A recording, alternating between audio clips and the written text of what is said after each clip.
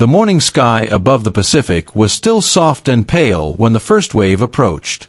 The ocean looked calm, almost indifferent, as if it had no interest in what men were about to do to each other. At 7:52 a.m., radar operators on Oahu saw something unusual, but it was dismissed. Within minutes, the calm ended. Engines roared. Shadows crossed the water. Then the bombs began to fall. Sailors who had just woken up ran barefoot across burning decks. Some thought it was an exercise. Others stood frozen, staring upward, unable to understand how war had arrived so suddenly. By the time the smoke cleared, thousands were dead, ships lay twisted in shallow water, and the United States had been pulled violently into a conflict it had tried desperately to avoid. But the attack that shocked the world was not the beginning of the story.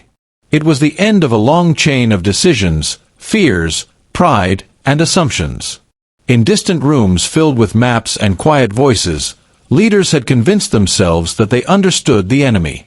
They believed they knew how America would react, how long it would fight, and how quickly it would tire. They believed that strength was not measured in steel, but in spirit. And they believed that their spirit was stronger.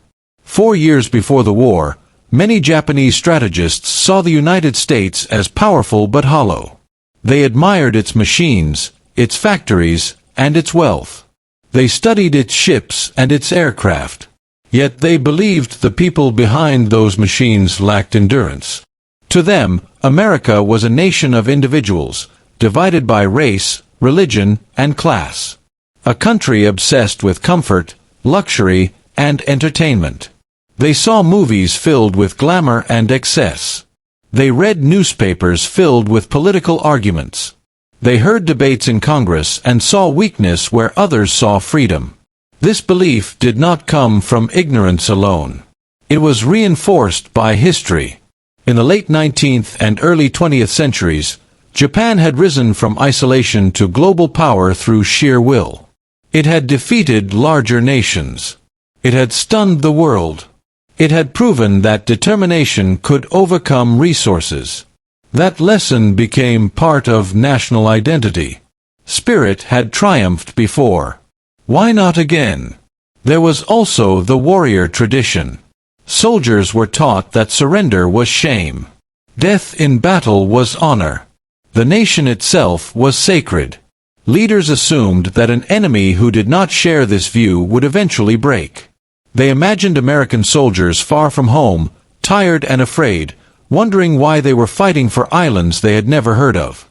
They imagined American voters demanding peace.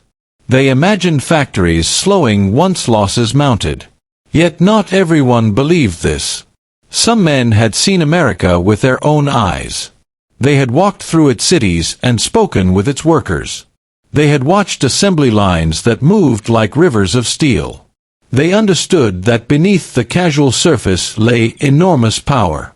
They knew that a peaceful society could become something else entirely when threatened. These warnings were heard but not accepted. By 1941, the leadership faced a terrible dilemma. Their nation lacked oil. Their empire was growing but vulnerable. They feared that delay would weaken them further. So they chose a gamble.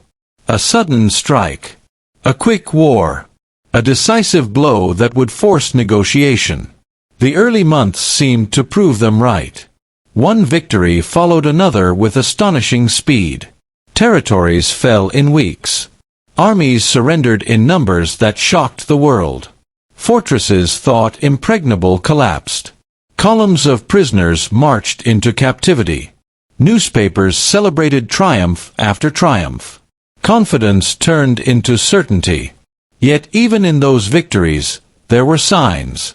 Small moments. Delays. Unexpected resistance. A tiny garrison holding longer than expected. Pilots refusing to give up. Soldiers fighting on despite hunger and disease. These moments were dismissed. They did not fit the narrative. Then came a bold and unexpected strike. A handful of bombers launched from the sea and struck the homeland itself. The physical damage was small, but the psychological impact was enormous. It proved that distance was no shield. It proved that the enemy was creative and daring. It proved that the war would not remain far away. The reaction was not caution but escalation. Plans accelerated. Risks increased. The desire for a decisive battle became urgent. Confidence had grown too strong to allow doubt. 6 months after the first attack, the turning point arrived. Intelligence, chance, and courage collided in a single morning. Aircraft appeared in the sky at exactly the right moment. Ships burned. Years of training and experience were lost in hours. The balance of the war shifted. From that moment, time became the enemy. What followed was a long, grinding struggle across islands and oceans. The fighting was brutal beyond imagination. Jungle heat, disease, starvation, and exhaustion killed as many as bullets. Soldiers clung to small patches of land because they understood that each delay bought time for factories far away. Those factories became the true battlefield. Assembly lines expanded. Production multiplied. Workers labored day and night. Women entered industries they had never seen before. Farmers increased output. Scientists experimented with new technologies. The entire society transformed. This transformation shocked those who had believed America was too comfortable to sacrifice. Instead, comfort became strength. The same wealth and industry that seemed signs of weakness allowed rapid mobilization. Resources flowed in quantities no opponent could match. The war at sea changed. New ships replaced losses faster than they could be destroyed. Aircraft improved in quality and number. Training programs expanded.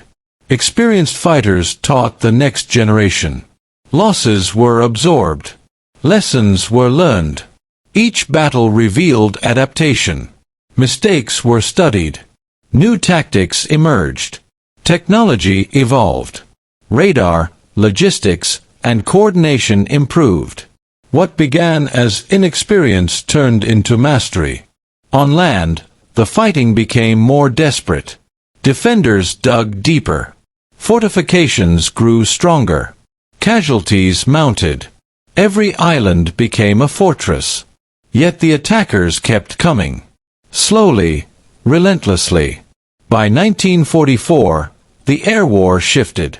Bombers reached the enemy homeland regularly. Cities burned.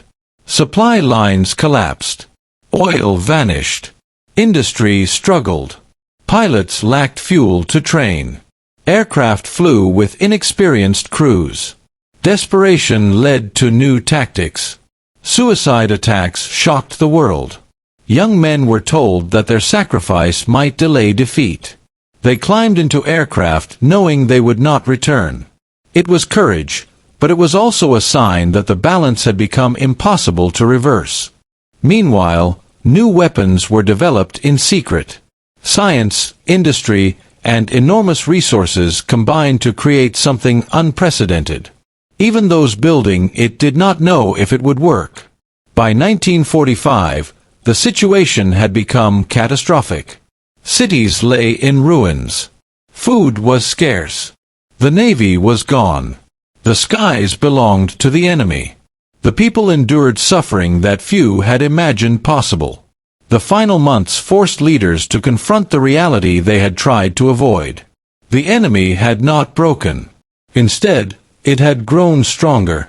The assumptions that shaped the war had been wrong from the beginning. The end came suddenly and terribly.